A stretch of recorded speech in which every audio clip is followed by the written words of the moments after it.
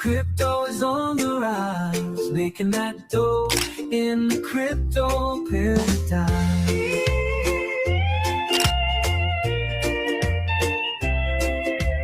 Watching it go, buying low, selling high. Riding the wave, I'm here to stay, living in the digital age. No banks, no fees, just decentralized. It's crypto paradise. Ooh.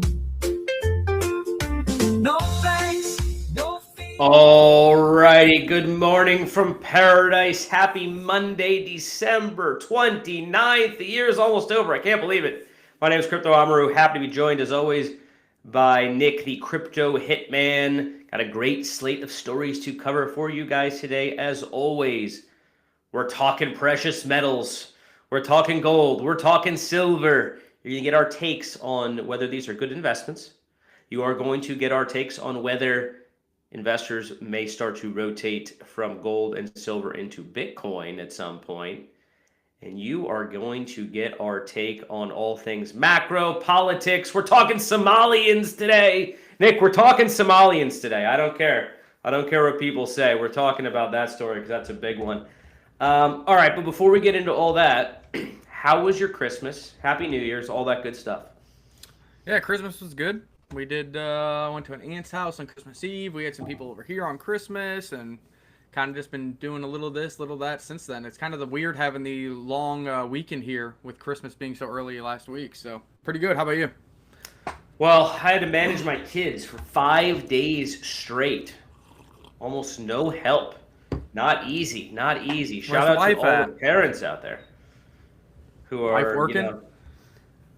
What were you gonna say? I said, "Where's the wife at? Working?" Oh no, she's here. Oh, okay. We were together. I mean, but no outside help, no grandparents, babysitters, nothing like that. So we're in the trenches. If you guys think like meme coin trenches is hard, if you guys think crypto's hard, if you think your regular 9 to 5's hard, have a couple of kids under 5, and then watch them for 5 days in a row, and then tell me what's hard. So all right, enough joking around. Hey, I had a great holiday. I'm just messing around. It was great. Family time, all that wonderful stuff. Got active on X again. I've been loving it. I've been shit posting. I've been arguing with liberals.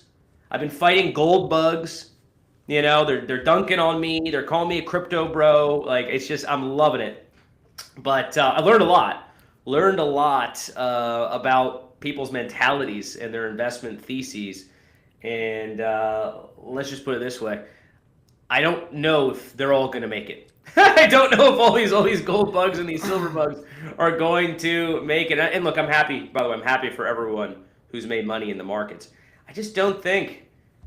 First of all, it doesn't make sense to buy the top, and I know we're correcting a little bit. It does not make sense to FOMO into the top of these things. And then if you look at the price performance in the past couple of years of gold, silver compared to Bitcoin and ETH, the cryptos are still winning. The cryptos are still winning, guys. So, yeah, happy for anyone making money. Good for you. I just don't see this rally lasting for too much longer. Yeah, I mean, here's gold chart. We were talking about gold bottoming out way back here. If you remember, this gold top back here was the exact low in Bitcoin and went sideways for months and months and months. Meanwhile, Bitcoin went higher up to the $126,000 level. Then we called this rally. You can see, I know this is when we started talking about gold because here's when I did the measured move. That means we had to be talking about gold in this level, looking for a measured move target into this $4,000 range. And we did a full rotation video at the exact top at 4,400. When this sell-off occurred, gold 4,400. Bitcoin ran from $86,000 to $116,000. Ever since then, gold been grinding higher, Bitcoin been grinding lower. Well, we just saw another major top in gold at 4,500, selling off hard today, but still has major support here at 4,400. So if you are pro-Bitcoin, anti-gold, then you want this to give away, and you want gold to head back to these moving averages at least and go towards the $4,100 to $4,200 level. I don't know. It's pretty crazy to see gold gap higher, literally gapped higher. It got the Santa rally and then giving it all back up with support down here at $4,300. What do you say about gold? First of all, full disclosure, I do not own gold outside of a chain, which I lost. One reason I don't own gold is because I lost this damn thing. And I'm like, good Lord, I can't trust myself with physical objects, apparently. But the the biggest hang up I have with gold, well, a couple of them, right? For my own personal sort of investment strategy. I don't like buying things with limited upside. I don't like buying things that are already the most expensive thing in the world. Like when I go to the restaurant, let's use an example anyone can understand. I'm not the guy that's like, yeah, let me get the tomahawk steak for $150. I'm like, oh, that New York strip looks pretty good. It's only like $50. Value, deals, not wasting my money, not buying the top and most expensive shit. So I don't like buying the most expensive shit. It's the most expensive ass in the world. I do not see any possibility for gold to do a 2x within the next 10 years. And that's only a 2x. I'm not here for 2x's. I'm here for 10x's. So I don't think gold can go from 30 trillion to 60 trillion in the next 10 years. I just don't see that happening. Maybe it will. I don't see it happening. But that's only a 2x in 10 years. So it's not a good investment from that standpoint. Secondly, we were talking about this before the show. Buying and selling, it's a pain in the butt. And I know you can do the ETF thing, but that's not self-custody. I like self-custody. So you'd have to go then to the pawn shop or the gold or jewelry store. I don't even know how the hell you buy this stuff. I got to get in my car. I got to drive somewhere. I got to talk to a human. I got to haggle. I know I'm not getting the best price. He's not giving me spot, whatever price this is, he's not giving me that. And then if I go and turn around and sell it in a few years, I'm not getting the price that it's the market price either. I'm getting screwed both times. This is terrible. This is not a good way to buy and sell stuff. So, for me, I'm not into it. Happy anyone who made money. Nick, when you buy gold or are you actually going to the pawn shop or whatever and dealing with a human being?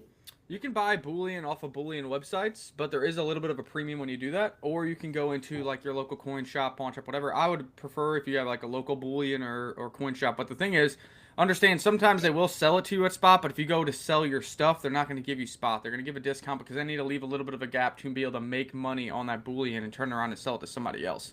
So it's not that bad of a process, but you're always paying a premium and then getting undervalued. So you're losing that arbitrage unless you're holding for a long term. So keep that in mind. I actually started with getting gold coins, primarily silver coins, because I thought it was mispriced. I still have some of those, but I rotated a lot of that into Bitcoin back in like 2017, 2016. So I do like shiny objects. I do have a lot of gold and silver jewelry, but I do agree with you in the sentiment that this run up, a lot of the meat's gone, and getting a 2x on gold and even a 2x on silver is far harder in my opinion than just getting a Bitcoin 2x or an Ethereum 2x. And the crazy thing is you see all this euphoria on gold, and we've talked about this a lot. Look at the mesh move. Since we started talking about it, the exact low of this whole consolidation, you're up like 32%. 32%, there's like mass hysteria. 32% in crypto. I can give a trade on an altcoin, buy Zen at $7, and it went to 25, and we barely hear a peep.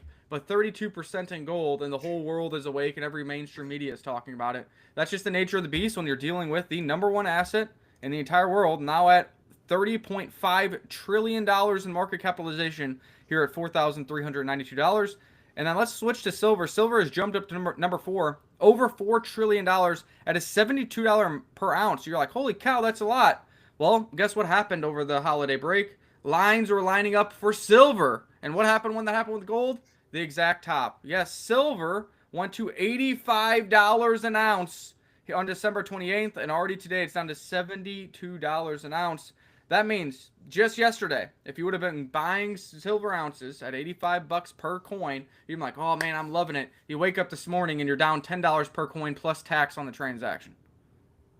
It never makes sense to buy the top in anything. Gold, silver, Bitcoin, ETH, meme coins, altcoins, doesn't matter. It doesn't make sense to buy the top with a parabolic move. As tempting as it may be, as much FOMO as you may have, it very rarely makes sense. So just be patient. If you happen to like silver, wait for the correction. I guess it's coming now.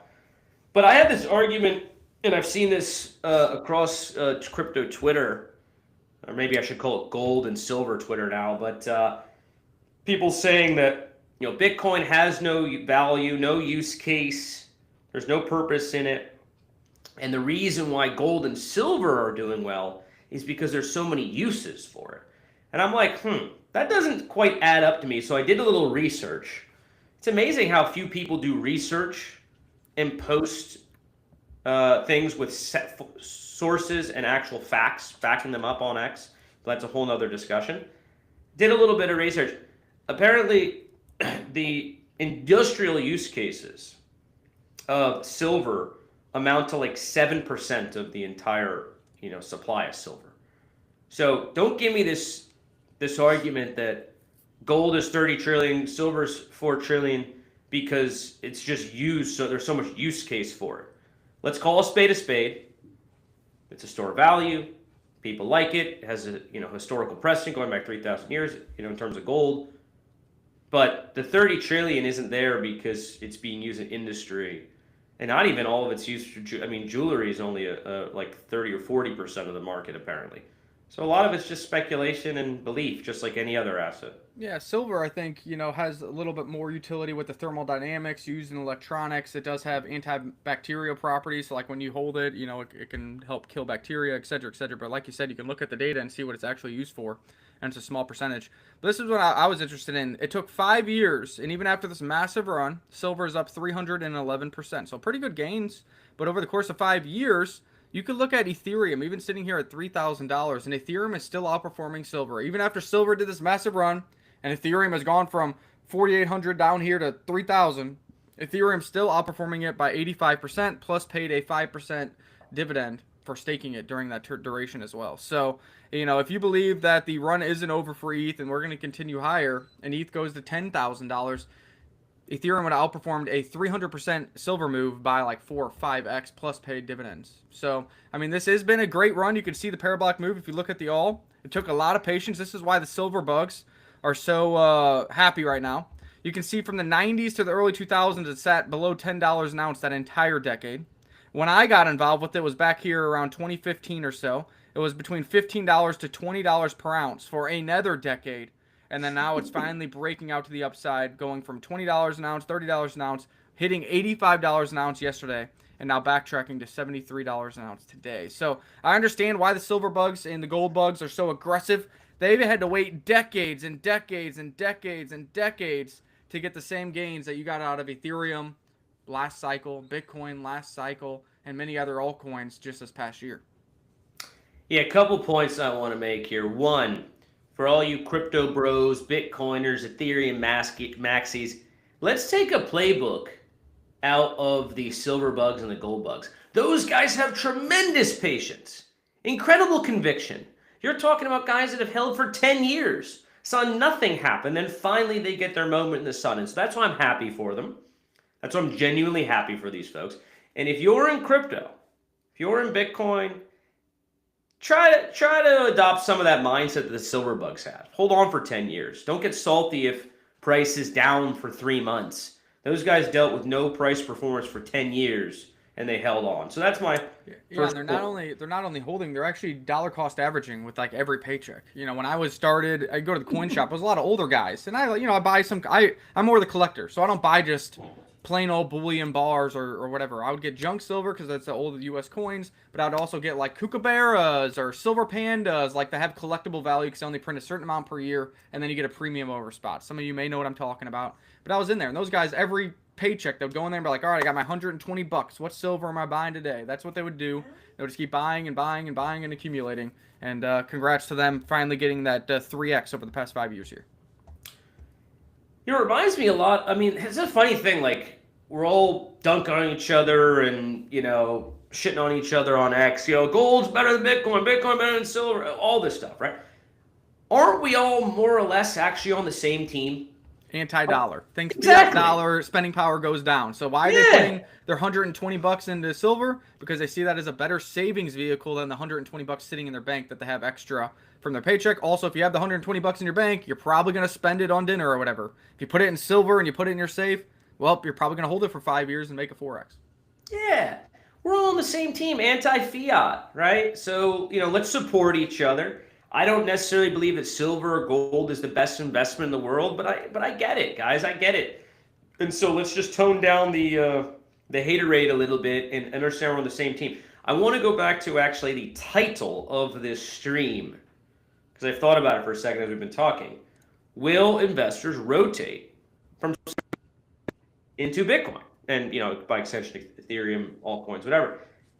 And from the retail standpoint, from the standpoint of those older guys going to the pawn shop every week, whatever you just said, No, they're not going to rotate. These guys are diehard. They love their silver. They love their gold. And from what I can tell, they kind of hate Bitcoin. So I don't think that the retail side of gold and silver investors are going to rotate. But let's just remember the retail element of that market is relatively small compared to the nation states. Like we know India, China, they've been buying a ton of gold, right? And so I do think the institutional side, the nation state side, they actually will look to rotate. Their professional investors are going to try to find upside somewhere. Maybe politically, they don't want to touch Bitcoin. Okay, perhaps that's true in some instances. But I do think a lot of the institutions will end up rotating at least somewhat of their gains into other assets. Could be Bitcoin, could be crypto, could be stocks, whatever. The retail guys, they're too diehard. They ain't touching Bitcoin. They hate it. But the institutions, I think, will begin to rotate. What say you, Nick, on that? Yeah, and we saw that rotation happening last night. We went from like $87,000 Bitcoin straight up above the moving averages and got as high as nearly $90,500 and got steeply rejected. So, what helped fuel that? I think it was a little bit of the precious metal sell-off because we have seen rotations in the past from gold and silver into Bitcoin and Ethereum. Also, we do know that Michael Saylor bought another $108 million worth of Bitcoin. Right when everybody's saying MicroStrategy is insolvent and will need to sell Bitcoin, they raised $2.4 billion in cash and buy another $108 million in Bitcoin. Salute to you, Michael Saylor, and salute to all you listeners and watchers out there. We appreciate you tuning in. We're making an active push on X, you may or may not have noticed, and we're looking to grow the channel. So thank you guys for joining up. I want to highlight some of the comments here. This is a great one from the Wise Tent. Even if metals rotating to Bitcoin and crypto, won't the market makers keep dumping the price of Bitcoin to sub 90 until they're done with it, doing whatever they're doing? Yeah, kind of seems like that's the case, isn't it? And, I don't know, Nick, that move last night and then today we have this steep correction on Bitcoin. This doesn't feel organic. This doesn't feel natural. This feels market maker driven, to Wise Tent's point and to many other people's points. So I don't know if this is people rotating from gold to Bitcoin. This just feels like the exchanges, the market makers pumped up the price last night on relatively illiquid books, and then boom, this morning, wreck the longs, dump us down $3,000. This has been brutal. I mean, we got to get this manipulation out of the market. Like, let's get this market structure bill passed. It's getting criminal, I think, at this point, because they're really just stealing money from the leverage traders, aren't they? Yeah, and I mean, it's right at the inflection point. Bitcoin, not so much, but if you look at the Ethereum chart, in the Discord group yesterday, I put a post when we were running saying, hey, we need to get above $3,061 and close over there. And that'll be the first time we close above the 300 moving average since when? Right before the liquidity crisis back here on October 8th. So a very important level to give momentum to the upside. What do you know? We literally ran and wicked right to that level and then an immediate rejection with 3 4-hour red candles ever since that run up. So, I mean, it just happened right at the perfect inflection point. You had the hype, the run up, the precious metal sell off, and then just we open up today and market makers selling off for 12 hours straight, right at a critical level that you needed to flip in order to build bullish momentum. Yeah, I don't trust this market at all right now. Like, I wouldn't touch this market with a 10-foot pole if I was a trader. I wouldn't even be trying to trade spot, let alone leverage. This is madness. And look, if you want a dollar cost average, like I'm a big proponent of dollar cost averaging, you want to buy a little bit every week, every month, that's fine, that's great. But this market is just crazy manipulated right now. And I just think we need to get sustained moves above some of these levels, support levels you're talking about. And we just haven't seen it. It's like every time we get a little run up, first of all, the pump is always a fugazi pump. And then you get a fugazi dump like 2 hours later. I mean, this is just wild. I don't remember. We've been in the space since I've been here 2017. You were in 2016, right? I can't remember a period of time where we've had this much manipulation for this long, because it's been going on for like 2 months now. These kind of fugazi candles. Yeah, it's crazy to think that the liquidity crisis now was all the way back in October 10th, and look where we're at now, December 29th. So, and again, that 2 days before that liquidity crisis is the last time Ethereum closed above that red line, which is a 300 moving average, and that's why it's so important down here, and it just keeps getting rejected to the dollar. I mean, look at that. I can zoom in way here. I mean, look at that. Look at that rejection. I mean, that's crazy. It needed to go like $5 higher to flip the trend and start the bullish uptrend. And market makers decided, nope, 12 hours of selling incoming for you guys.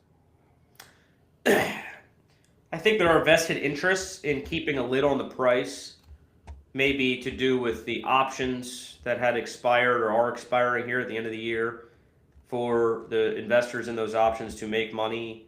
My understanding is the price can't be above, I think, 90 something thousand. I think is where a lot of those options are sitting. So yeah, it's just, man, it's been brutal. Roan, shout out to Roan, by the way, great point here that you made. They're intentionally retracing every Bitcoin pump, knowing that each time they do, it makes the entire market gradually lose conviction and flip to bearish. Maybe, I don't know. I mean, it could be that, or it could just be as simple as the market makers, the exchanges, maybe they lost a lot of money on 1010 and they got to make it back. And they're making it back just by liquidating people left and right. Or it could be something more nefarious, as you're sort of suggesting. But either way, it's not fun. This end of the year has not been fun. It hasn't. My conviction has not wavered in the underlying assets of Bitcoin and Ethereum, but certainly my opinions on Binance, CZ, Wintermute, yeah, not quite as bullish on those guys anymore after seeing what they've done for the past 2-3 months. It's pretty disgusting. So yeah, I want to just give a shout out to. We have a lot of comments here. Let's go through them because I don't want to ignore you guys. We appreciate you. Hello, Martin. Great work this weekend. Martin's out here smashing on X, just engaging like a madman, and our engagement's way up, so it's so good to see that. Meek Chapo, good morning. Hello. Wise 10's got a couple of kids under 5. Definitely worse than crypto. More rewarding, too. Yeah, it's true. yeah, man. Kids are tough. Crypto's tough. It's all tough. Hexbull in the house. Good morning, sir. Yes, we're still bullish, dude. We're still bullish. I don't care. The market manipulators, the market makers, whatever, the ups and the downs, still bullish on crypto and Bitcoin. I will never waver in that. Yeah, we got Wise 10 DCAing. Yeah, that's smart, man. Look, you kind of can't go wrong with like a consistent DCA every few weeks or every month because yeah, sometimes you'll buy it when the price is high, sometimes low. It'll average out to something, and if you hold for 10 years, the price will be higher. You know, the silver bugs proved that, I guess, didn't they? So yeah, a lot of comments. I don't want to necessarily go through them all. Nick, what do you got, man? You see any good comments here you want to talk about? NJ Dub says, so funny that centralized institutions are the ones ruining crypto, LOL. I mean, centralized institutions, what's funny about that is, really, since crypto had any legs, centralized institutions have had a play in it. What do I mean by that?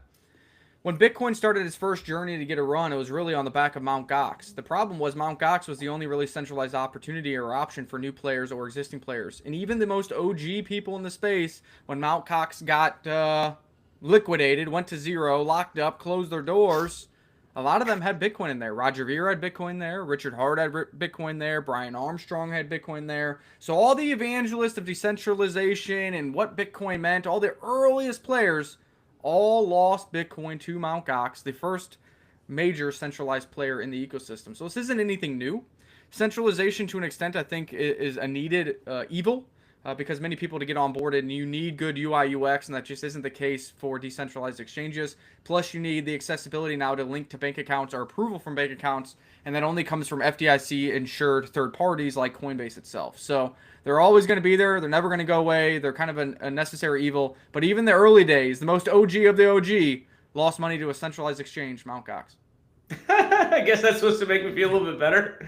No, but it's just like Brian Armstrong lost some money. It's not a new thing. It's not new that centralized institutions are running crypto. You know? Oh, I completely agree with your take. Pretty much entirely that they've always played a role. They'll continue to play a role. It helps onboard new people. Most people are not comfortable with the fully non-custodial options.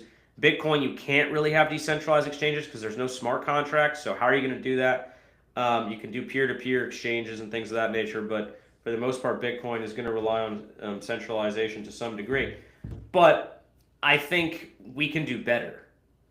We can do better than these centralized exchanges and market makers manipulating the price up or down to wreck the longs and the shorts. we really need this market structure bill passed, like ASAP, because it's not they're not all bad, but you have a couple bad actors, and it's really ruining stuff for everybody else. So let's clean up the space. I'm not against centralization. I'm just against criminality, right? I'm against stealing people's money. Like, this is fucked up. So let's put a lid on it. Let's clean up the space. That's been a story for the past 10 years. I mean, there's always been these bad actors. Slowly, we kind of purge them out, but we haven't gotten them all of them out.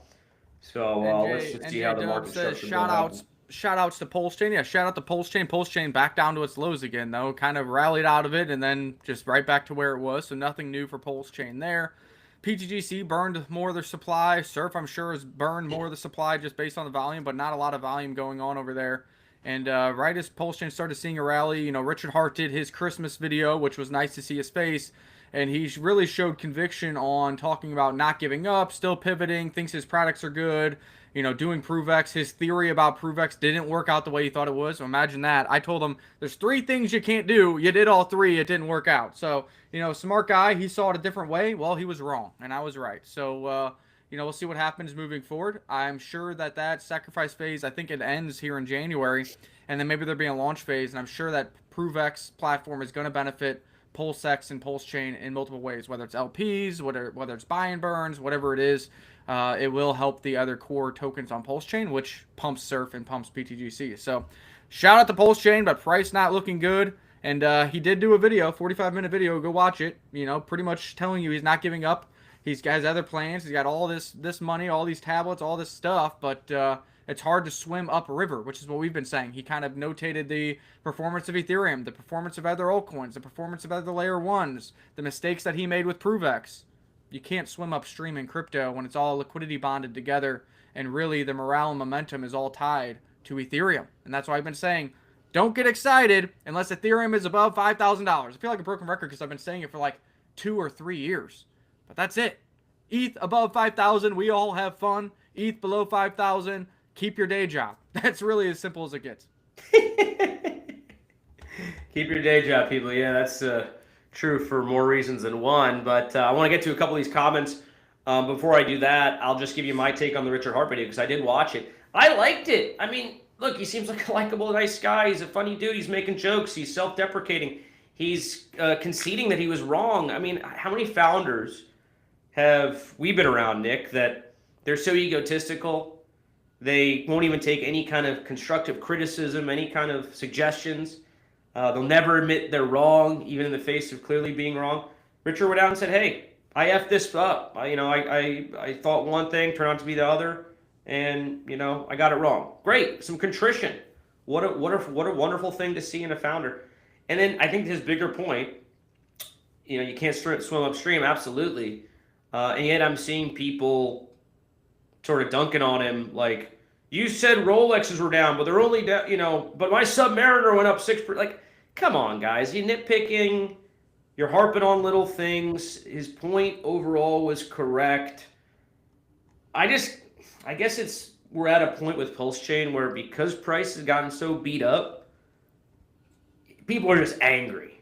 They're looking for someone to blame.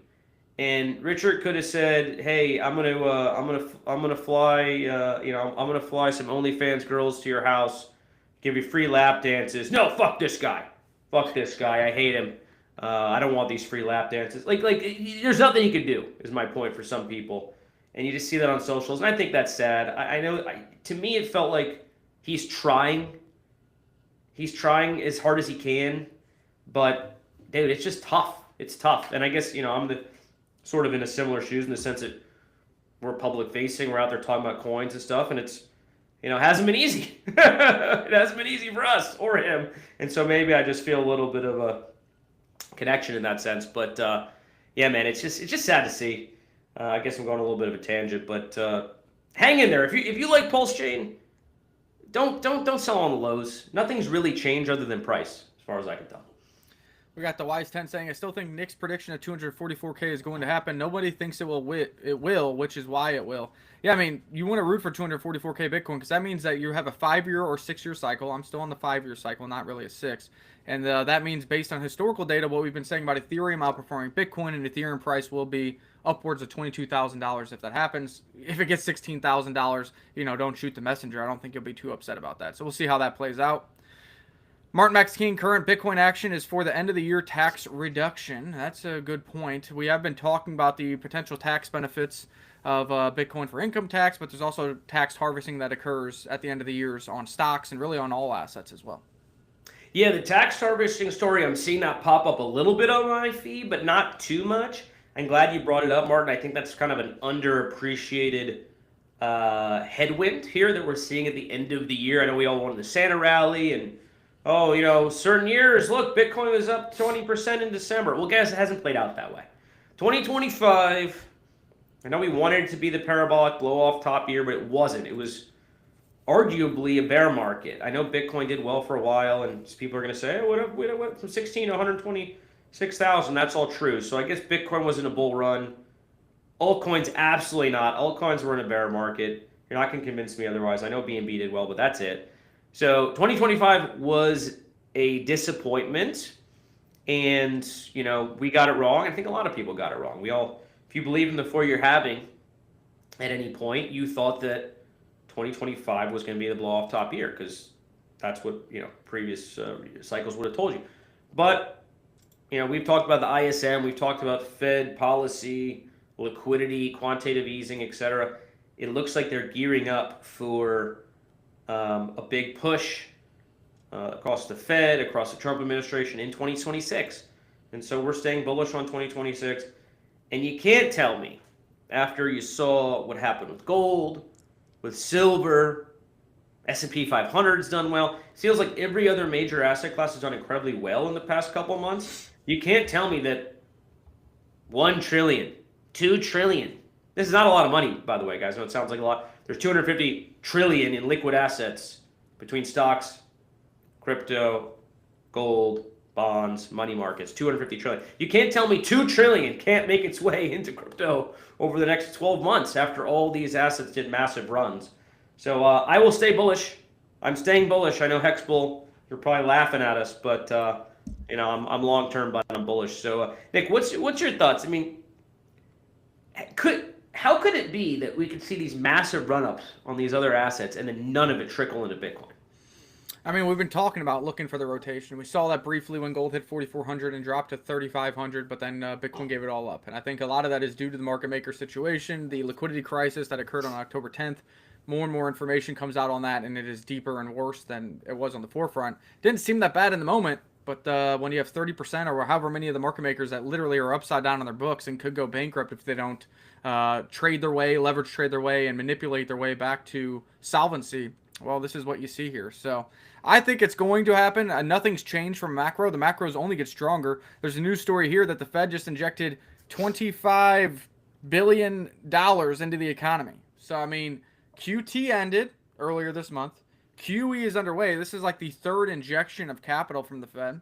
And we have a potential the fourth interest rate cut happening here in a month from now. So I think the macro trend is still towards lower interest rates, QE, risk on nature, stimulus checks are coming, and I think higher is coming for Bitcoin and crypto. And that will be in the form of rotation from these other assets that have ran. Because why?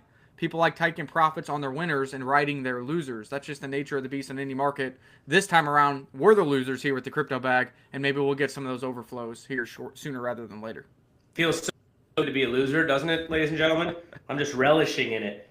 Maybe you can share your screen on that tweet about the $26 billion Fed injection. It's, I don't think, quite as simple as this is QE in earnest, right? This, as I understand it, I'm no expert on this topic by any means, but this is sort of standard book rebalancing.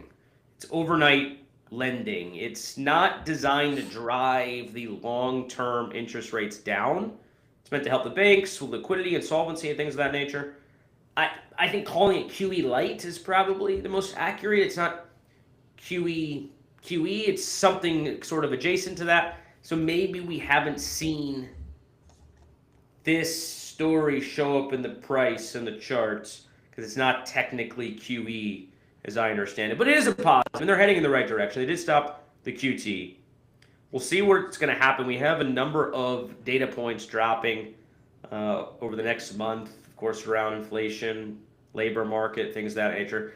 I haven't completely given up on the possibility of a rate cut coming in January. I know we're looking at poly market numbers that are saying, 13% chance or whatever. I just think, 13. Look at that. So, I'm not giving up on it. We did get really, really positive inflation data. We got bad unemployment numbers. The only thing that kind of threw a monkey wrench into everything and is a little bit confusing is we have that gangbusters GDP report. So the data is a little bit inconsistent, but I'm hanging my hats on this rate cut, begrudging rate cut from the Fed governors, and hopefully some QE starting in earnest because we really do need lower interest rates. Yeah, I'm still on the side that we're going to get the interest rate cut in January, just like we were on the side for the last 3 cuts. The 50 basis point cut has dropped from 2% down to 1%, and this has dropped from like 20-something% down to 13%. All the percentages from these 2 polls are going to the no change, as the 25% basis point hike has gone down to less than 1%. This was at 1% just last week. Well, they definitely won't hike. I mean, it's either no change or a small cut. We'll see. Like, one thing... Still got a month, 29 days, 8 hours. That's what's crazy about it being all the way at the end of January. Still got a long time before this comes to fruition. Yeah, I mean, we're going to stick with our conviction and our beliefs, unlike a lot of these crypto influencers who apparently have abandoned crypto.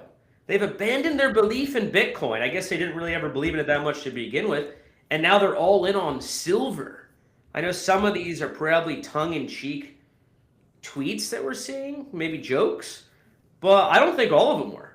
I think a lot of guys have actually just given up on Bitcoin and crypto and gone now all into the metals. A lot of the major accounts on any sector are the ones who are willing to say anything, do anything, joke about everything, satire. You don't even know when they're joking, when they're satire, when they're not, and they're willing to just pivot. I mean, that's the thing. You got all these big name people, they don't have convictions in anything. They chase whatever the hype is, they make a bunch of content on it, they get a bunch of followers, and hey, if it pays the bills for them, that's the way to go. But, these guys jump around like nothing.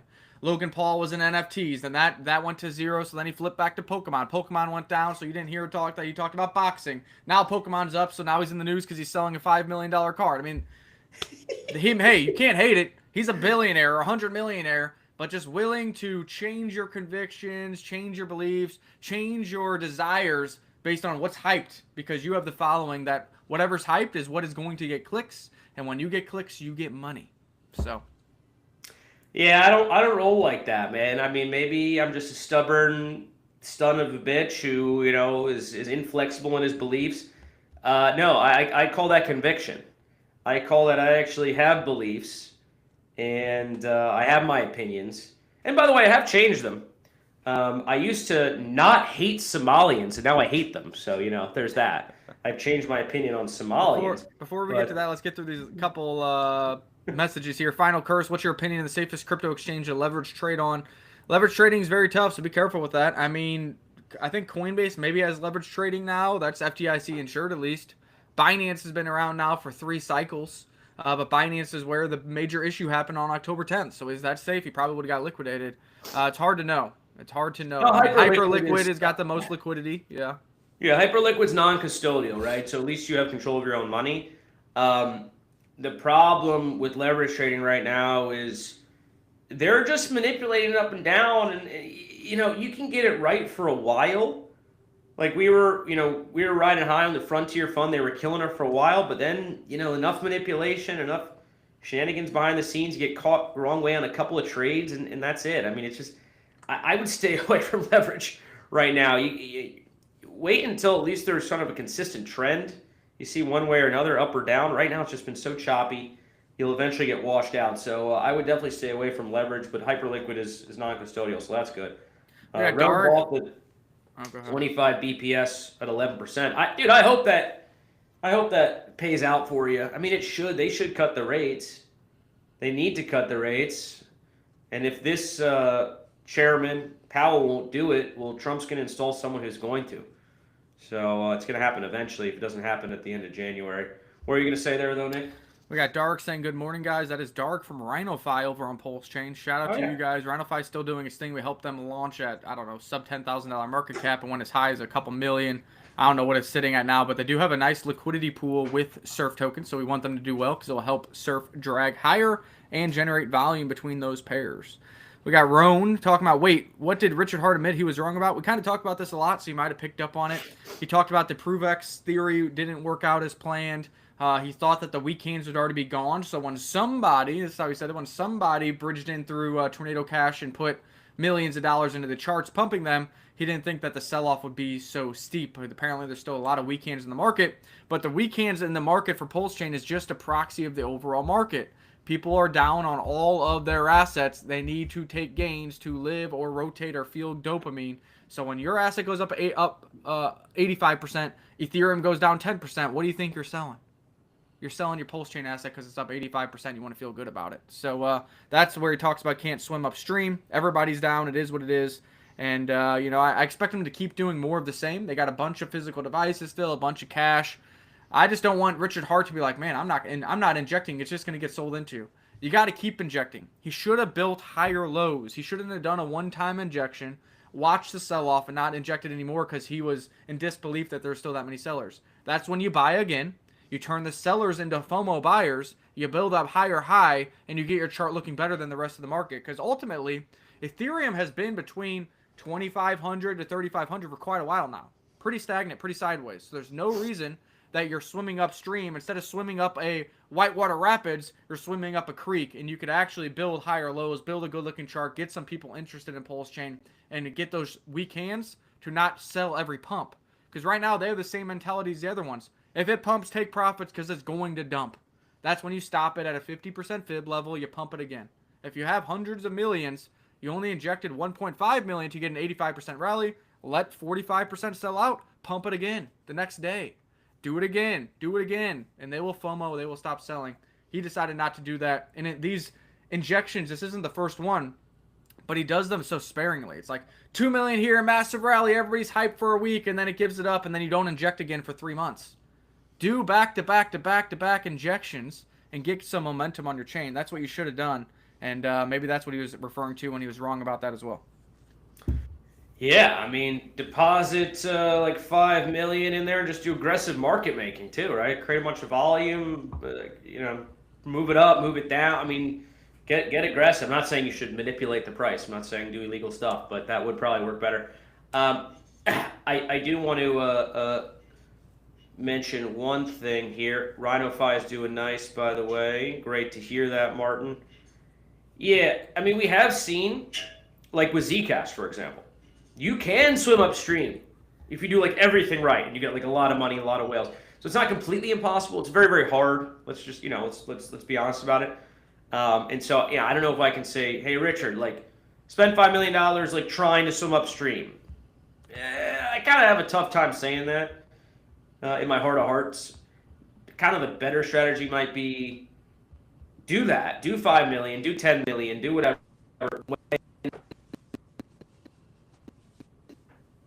The market's looking a little bit better, which I hope is what he ends up doing. So. Yep, and you don't need to go to what the moon. What else we got here? You don't need to go to the moon. You just got to build good levels and put in higher lows. Every time you get a lower low, all the bullish momentum, all the capital you spend is wasted. Because from a chart perspective, you're not driving any momentum or morale.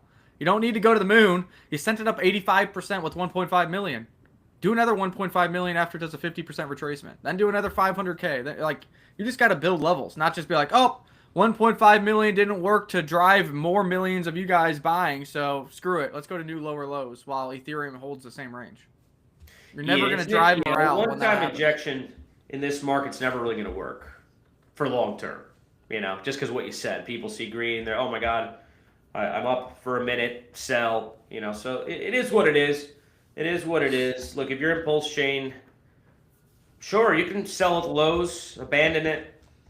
I'm not going to abandon it. Is it a bulk of my portfolio? No, it's not. It's a flyer. it's a small percentage of my portfolio. I'm taking a little bit of a risk on it, and that's when you're talking about an asset like that in your portfolio, you can kind of moon or dust it, and so that's what I'm looking at. Not that I think Pulse Chain's going to zero or anything, but yeah, it's been a struggle. But we're good. We're all good. We're hanging out. Someone's giving me a call. I don't know who. 1 second, guys. Nope. We will see Rhino and CP Space. Oh, yeah. We're doing spaces now on Thursdays.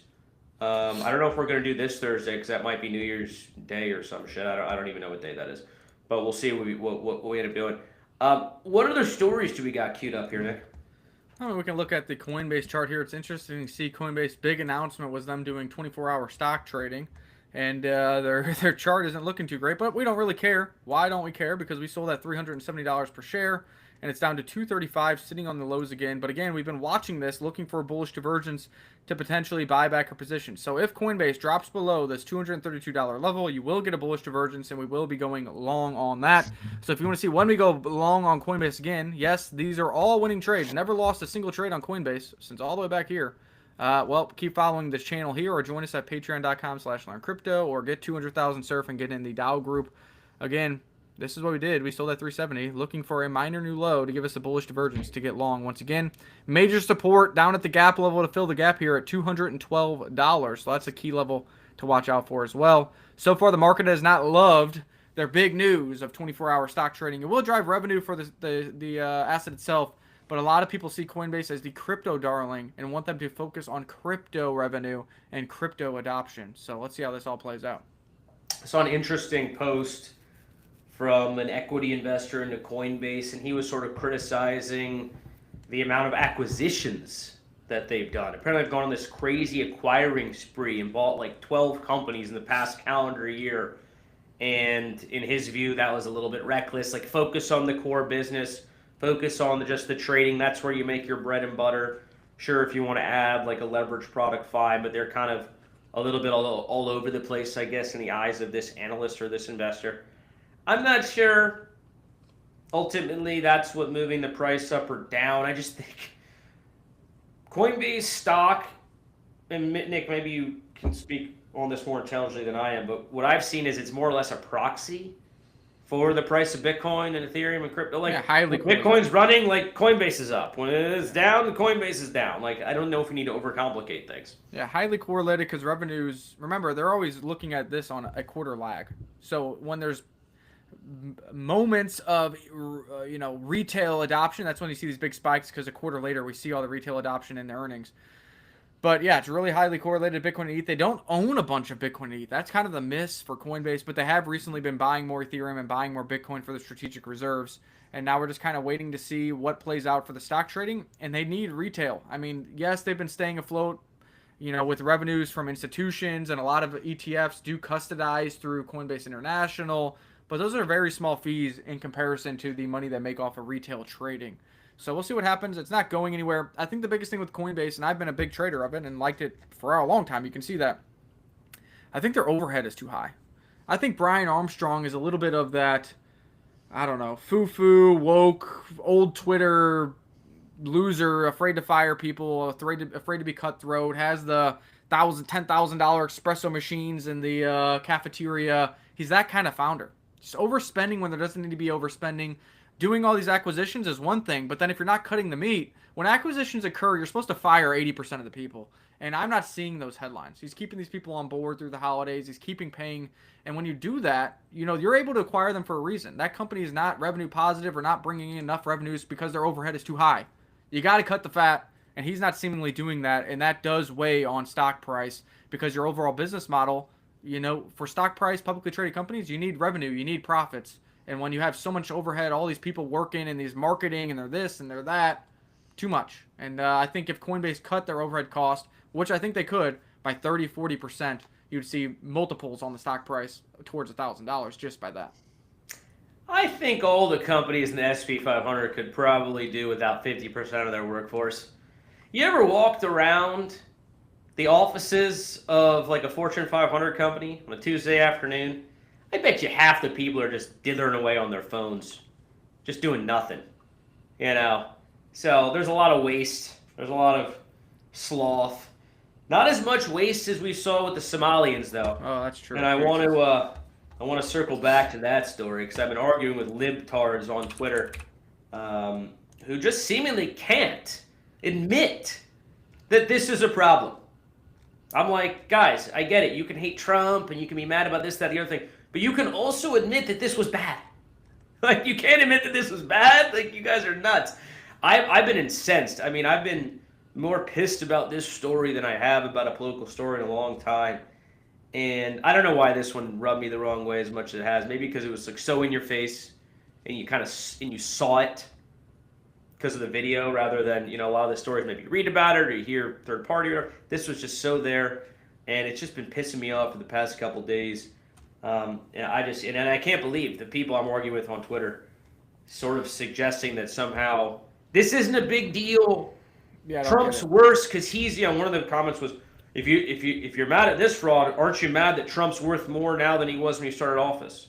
But the thing is, well, it would be if he stole my money to make. But yeah, this is the Trump completely thing different. is kind of silly because if you actually look at the real data, Trump is the only president in history that actually has a smaller net worth after presidency than before. So if you actually want to look it up, he has a lower net worth before presidency or after presidency than before. The first president ever in U.S. history since George fucking Washington.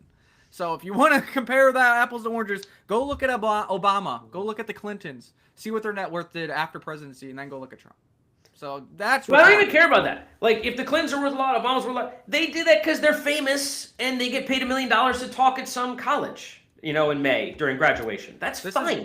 That's not my money, though. Yeah, my money was stolen by other people, then shipped over into Somalia to do God knows what. This is horrible. This is much worse than a president making money. Much worse. The whole thing with the Somalian, they're like, oh, it's not that many people, it's not that big, but it shows you what's going on around the country. And now they've already started looking into LA, and there's billions of dollars of fraud already being found over there too. So this is how you sum up the whole argument. A U.S.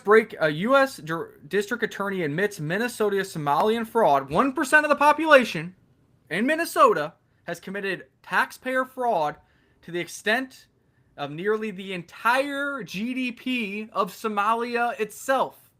So 90,000 Somalians committed so much taxpayer fraud already that's been caught in a week. Imagine what they're going to uncover over the next 6 months, that it is more than the entire GDP of Somalia itself.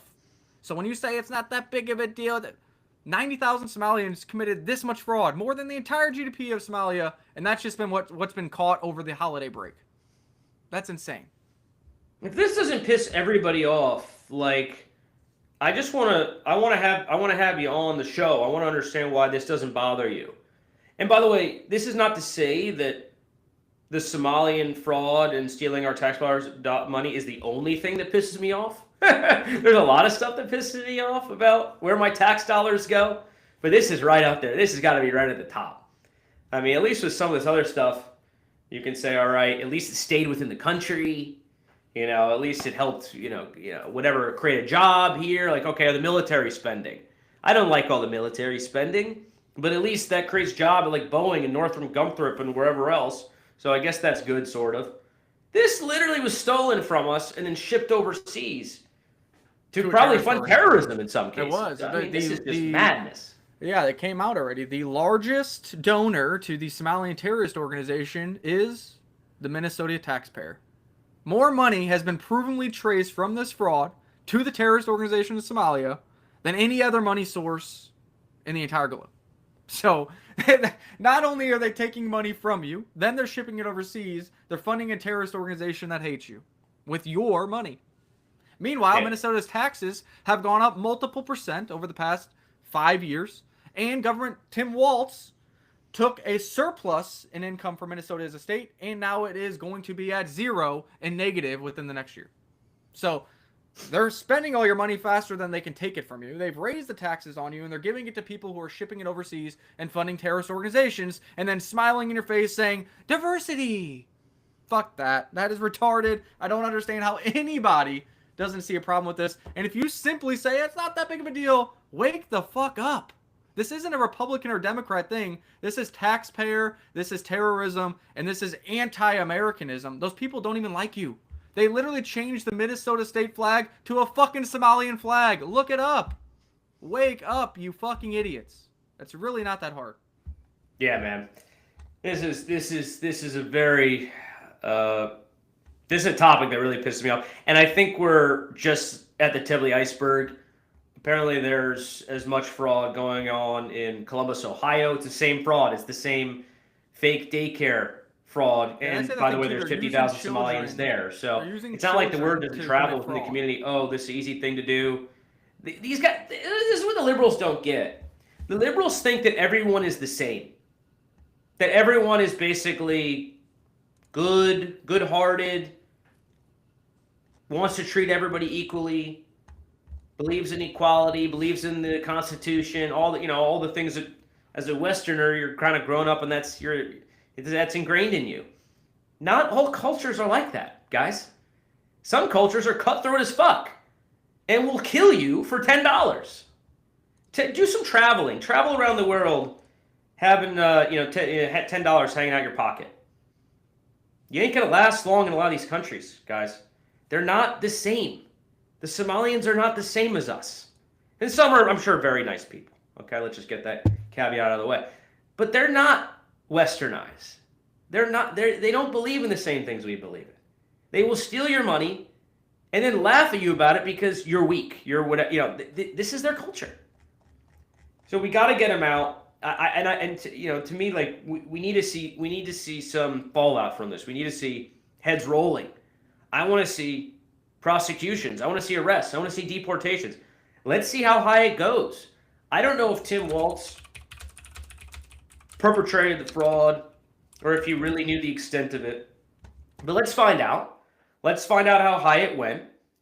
And we need accountability all the way up to the top of wherever this fraud and this rock goes. If that doesn't happen, I'm going to be really pissed. The other thing that's pissing me off too, where is the story in the regular media? Why is this not front page news on the New York Times and wherever else? The thing is, it's not just the liberal media. Fox News took just till yesterday before they posted about it. We've been having this fraud discussion for a month now. It took until that one guy, Nick whatever on Twitter, went there on the ground and literally showed up at these learning centers that don't even know how to spell learning, not a kid in sight, and are getting paid $1 million a year, $3 million a year, $2.5 million a year. And there's one worker that sits in there at all times to make it look whatever. There's not a single kid. The one got like $1.9 million in taxpayer dollars this year and says they feed 99 kids. He showed up multiple times. Not a single kid ever showed up. Not one. And you have kids. I have kids. When you took them to daycare, it's 5 days a week. You're getting them out because you got to get to work. You got to clean around the house. You got to try to make some money. And you're getting rid of the kids on the same schedule every day, 5 days a week minimum. Not a single kid in any of these locations. And what's crazy is they misspelled learning. They spelled it without the N. And then they had a number on it. If you called the number, it didn't exist. So here's a daycare that got $1.9 million per year. It's got over $5 million in the past 3 years. The government employee didn't do a drive-by, didn't go on site, didn't call the phone number. The phone number never existed. That they're advertising in a 20 by 20 banner right in your face. It's crazy, it's sad, and it just shows you we have been right about the fraud and the stuff that's going on around here. Meanwhile, they keep raising your taxes. That's the biggest thing. Whether the fraud's in my community, your community, whatever, tax rates keep going up, property taxes keep going up, sales taxes keep going up, gas taxes exist in LA. I fucking hate California, but I feel bad for the people over there that are moderate because their gas is $10 while mine's $2.30. And they're just taking your money and giving it to causes you don't believe in. Giving it to foreigners, illegals, fraudsters, their own pocket. Terrible. And I don't know how we got here in this country, considering, the Tea Party thing happened, over a 2% tax on one item, and now you lose 60% of your tax. I saw somebody won a $1.8 billion lottery. Guess how much money they got? $437 million after the taxes. Lump sum. Where'd the other 65% go? That's insane. And then when you go to spend that $437 million, they tax you another 10% up front, and then 12% a year on any property you bought. Pretty crazy. Well, I don't feel that bad for the guy who won the $400 million. But all your other points, I mean, yeah, it's maddening. I really hope that average everyday Americans wake up to the story. That's why I'm upset that's not in the. And I texted my friends. I was like, "Are you guys hearing about the Somalia fraud? Is this broken into the liberal bubble yet?" And like one of my friends knew about it. Right? They're not going to He's talk like, "Yeah, about that. my Doesn't fit the father-in-law's going agenda. on Doesn't about fit it." the agenda. There's no well, voter ID up there too. I wonder how Ilmar Omar won. I wonder how all the Somalians are becoming mayors up there. You bust in 6 figures, 100,000 plus Somalians. You have no voter ID laws, and then you commit fraud to put money in all their pockets, subsidized by your government taxpayer dollars. I wonder how Ilhan Omar got into power. Dirt. I mean, this isn't hard. It's easy math. And by the way, it's now worth $30 million somehow. So yeah, the corruption runs deep. I don't know any American who could actually dig into the story, get the facts of the story, and say, "Oh yeah, I'm cool with this." That's the thing. Like, I think if everyone knew what was happening, 90% of Americans would be like, "No, this is horrible." You get 10% that are crazy, and you know they're you can't save them. But 90% of people, if they knew the facts, would go, "This needs to stop now." Like, I'm not conservative, I'm not liberal, I'm in the middle. There's there's fraud in a lot of places, and I can call a spade a spade. This is bad. This is really, really bad. So we need fallout, we need results, we need consequences, and by the way, I am hopeful that we will see some degree of consequences. I've been arguing with people on X about this. There's a lot of people on X that they're really deep into conspiracy theories, I guess, and they just don't believe that anything is going to happen to anyone who's involved in this. And I don't know if we're going to get Tim Walz locked up. I don't know if we get Ilhan Omar locked up, but my guess is you're going to see that there was a lot of government employees who were working at these agencies whose job it was to dole out the money, and they were involved with it, and they got kickbacks. So those people will go down. I don't know if Tim Walz got kickbacks. Well, I guess we'll find out. Doesn't matter. It's under his nose. You should be out of office. It's crazy. Ilhan Omar, too. Do some research on her, guys. See her background. She was part of the dictatorship in Somalia, and she didn't flee she fled because they were trying to kick her out of power and kill her and her family. That's why she fled. So, pretty wild. Looks like we lost. Oh, there, Ian's back. But I think the reason that people are cynical and don't believe that there will be consequences, as we've seen many times. I mean, Puff Daddy's going to be out in a couple of years, and look at the atrocities he did. Epstein files, still nobody's in jail for that shit. And here's one that actually happened in Somalia. A leftist Minnesota judge overturns a unanimous jury verdict, letting Somali fraudster who stole $7.2 million in Medicaid funds walk free. Yes, a guy who did $7.2 million in Medicaid fraud in court. A unanimous juror. That means all the libtards on that jury even said you are guilty, agreeing with you that 90% of people are going to say you're guilty, was overturned by a judge. Judge says, you know what? I see the fraud. I see the evidence. The jury said 100% that yes, he's guilty. I'm going to use my power to say, nope. He's going to walk out of this court completely free, not paying back the $7.2 million, not going to jail, get him out of prison. That happened. That is allowed to happen. How does that happen? I don't know. But I think this is why people are cynical, because it's already happening. $7.2 million in Medicaid fraud, unanimous jury verdict that he is guilty, let go by the judge.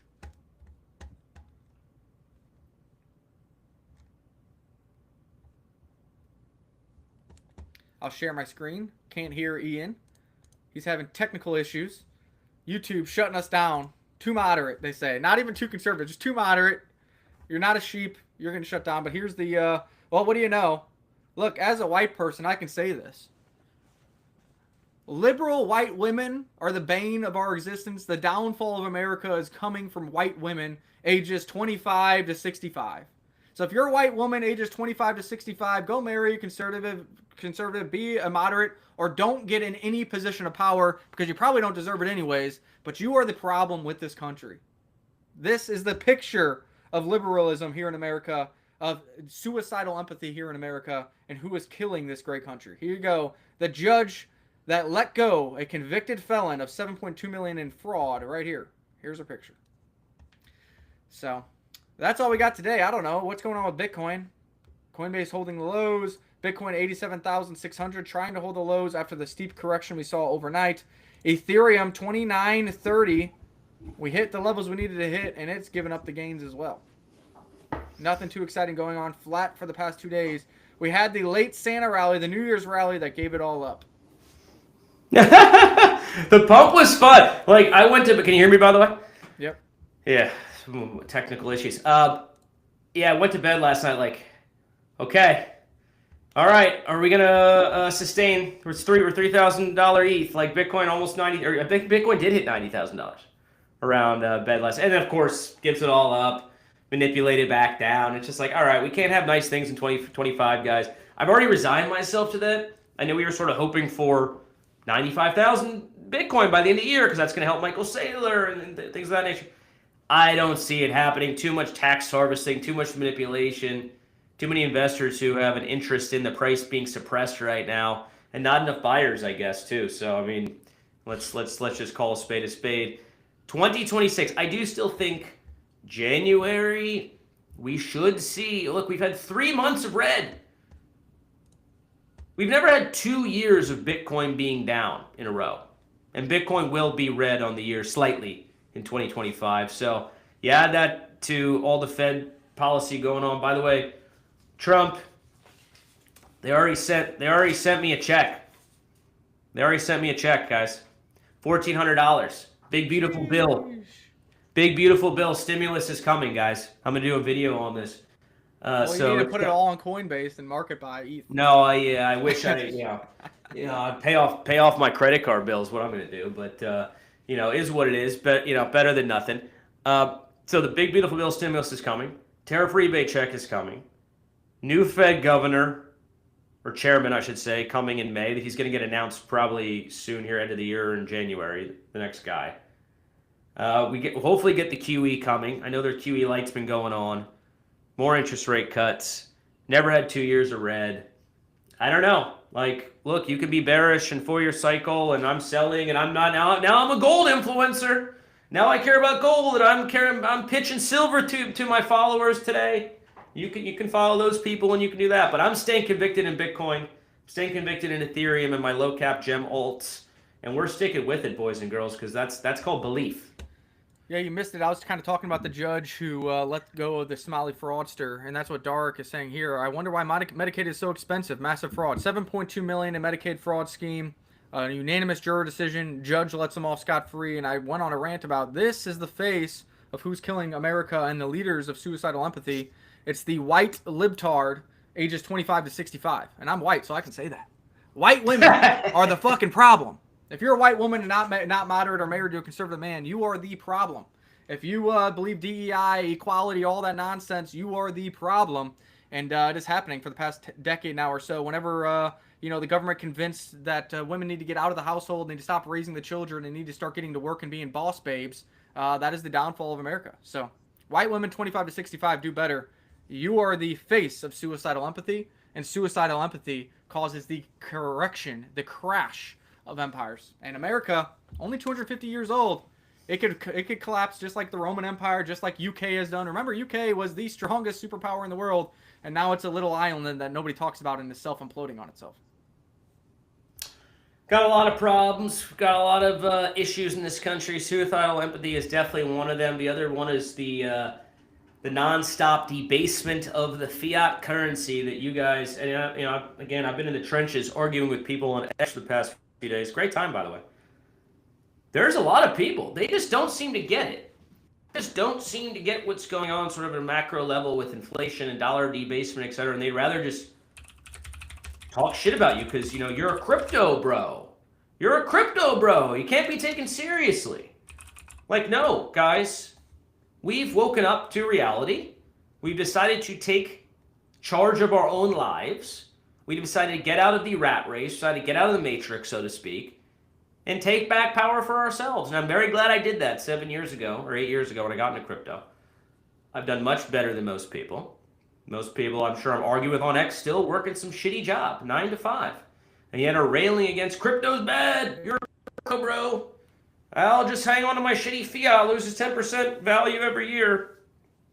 Madness. Just madness. So, we got a lot of problems in this country. Bitcoin is the way out, ladies and gentlemen. Bitcoin is one of the ways out, I should say. You could also move. I do recommend, America sucks, whatever. you can move. There isn't move. any better options. That's for sure. It's No, not that I mean, we look, dude, it's not that we raid on the corruption here saying America sucks. We say that America should be, and has been better. And it's really one of the best options. There might be some other options out there. I guess if you have enough money, you can just go to some tropical island in Bali and live that slow lifestyle and just disappear on a beach. That's a good option, but that's only for the rich. That's not for the average Joe. We're trying to save the middle class here in America. Well, that is it's actually very cheap else. to live in a place like that. It's very cheap to live in a place like that. The only problem with living in a place like that is and you're trying to raise kids, there's no schools. You're not going to send you could, I guess, send your kid to some school in a hut, but they're not going to get the best education. So if you got kids, you got a family, you got a real job, I get it. You can't leave America that easily. So I do get that. But, I guess I've just been, over the past couple days, arguing with so many libtards that I'm just trying to give people some, let's say, some hopium, some options for you guys instead of just fighting crypto bros on X. Well, let's lead it off or end it with this. If Hex Bull is right, bull market's over. We're about to go to 40K Bitcoin. At least we only have 120,000 blocks or 833 days until the next Bitcoin halving. So if the 4-year cycle is right and it's all about the halving, 833 more days until we start to get some glory again. Yeah, and so. First of all, time is flying by. Time is going to continue to fly by. I know there's a lot of young guys. Maybe you're watching the stream. Maybe you're not. You're 20-something, and you're like, I got to get rich tomorrow. I got to get rich fast. I got to get rich quick. Trust me, that doesn't work. You're going to get wrecked. Get rich slow. Think long term. These years are going to fly by. You're going to wake up and go, holy shit, it's already fucking, May of 2026 or whatever the next halving's happening, 2028. Excuse me. It's already April 2028. Oh my God, that happened so fast. So it's going to sneak up on us. And then what are the miners going to be earning at that point? 1 Bitcoin a block, something like that. 1.56 it says. Yeah, man. What's interesting about I think what's more interesting is the timing, because if we're right and there's a 5-year cycle and we have another run here in 2026, April of 2028. Trump is still in power. So do we get another pre-halving running, a post-halving running into another election, and then it follows the cycle of, okay, if JD Vance can win, Bitcoin's going to have even a bigger bull market and we're going to explode in the end of 2028? I don't know. Or is it going to be, hey, we get a little run-up before the halving, and then somehow Gavin Newsom or AOC or Kamala, God forbid, somehow wins or frauds their way into winning a presidential election, and then we get a massive bear market, really breaking all the 4-year halving cyclists. I don't know. It's going to be interesting to see how it plays out. But another halving while Trump is in power, pro-Bitcoin president, after maybe what could be the first ever 5-year cycle. I mean, it's going to be crazy. I think historical data is not going to help any longer, just the way these things are kind of falling into place here. Yeah, I mean, it's hard for me to sit here and say the 4-year halving cycle is going to continue. April 2028, that'll be the start of the next cycle. No one really, everything's changed now, guys. The market's evolved. Institutions have changed everything. The ETF buyers have changed everything. I would not be surprised if we actually continue in this kind of slow grind up. You want to call it a super cycle? Fine, call it a super cycle. I know that's what CZ wants to call it. I would not be surprised if that's how we sort of persist for a while. Will there never be? Of course there'll be corrections. We're in a correction now. So, of course there'll be corrections. But I don't know if we're going to see these crypto winters.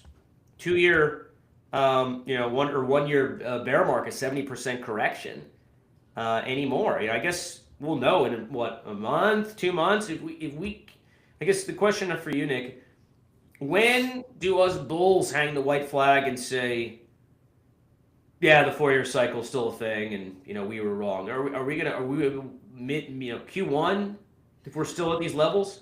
Yeah, I mean, I guess it's really, if you're in the bear market, you're going to say that we are heading lower towards 40K. So if we're getting anywhere between 90K, 100K, 110K in Q1, then really your cycle's over. Now, some people will be like, well, it could just be a little longer, and if you don't pass over 110, that's still a lower high. So really, it just depends. Is it a time thing for you guys? Because if that's the case, that we should be lower in Q1 than we are today. Or is it a price thing where we need new all-time highs to invalidate them? I just want to root for new all-time highs so I can say, hey, new all-time high, guaranteed, whether you're a time guy, price guy, it doesn't matter. You're wrong. 5-year cycles here. And I think that's easier on ETH than it is Bitcoin because Bitcoin got to get above 126. ETH really just needs to get to $5,000 and we can say the 4-year cycle's over. So it depends. There's two people. There's the price people, but there's also the time people. Time people says top's already in. We should be trending down. There's no way we should be higher in Q1 in Bitcoin, Ethereum, or any of these prices than we are right now. We need to be much lower. And it's traditionally, 4-year halving cyclists are time people. That's the whole thing, right? It's all based on the calendar, etc. So yeah, you would expect the 4-year cycle still intact. Bitcoin, ETH, all the alts are going to continue to go lower. I mean, we're already down massively. We're going to go down more. Despair, depression, all that stuff. So I guess be prepared for that. It could happen. But my take is more likely that we end up higher in 2026 for all the reasons we've stated many, many times. And those guys will be proven wrong. And I'm expecting apologies. I'm expecting apologies from all the bears, all the haters. When Bitcoin smashed all-time highs, did we ever get to Nick's 244,000 price prediction by the end of 2026? I want apologies from all these bears and the haters. You think we'll get them? No. They'll say they sold the top and bought the low, and they're riding a high with us. That's what they always say. Somehow, they're bearish saying we're going to go to 40K, but then they bought the magical $85,000 low. When it's like, all right, if you said we're going to 40K, why'd you buy at 85K? It don't make sense, but that's how they always do it. So kudos to them, I guess. Now, we'll know they were lying because we will go back to their previous tweets and we will show that they bought silver actually at the top of silver. $82 per ounce. Yes, they bought the top of silver after selling the low of Bitcoin because that's what good investors do, right? So it's been fun banter on X with people. Hope you guys have enjoyed it. Give us a follow, give us a like, share, subscribe. We'll be back tomorrow with another live stream. And until then, guys, we'll see you on the beach.